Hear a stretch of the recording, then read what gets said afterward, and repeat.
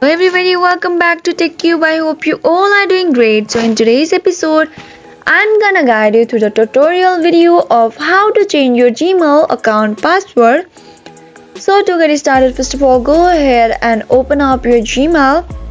And then what you're gonna do is click on that little profile icon which is appear on the top right corner.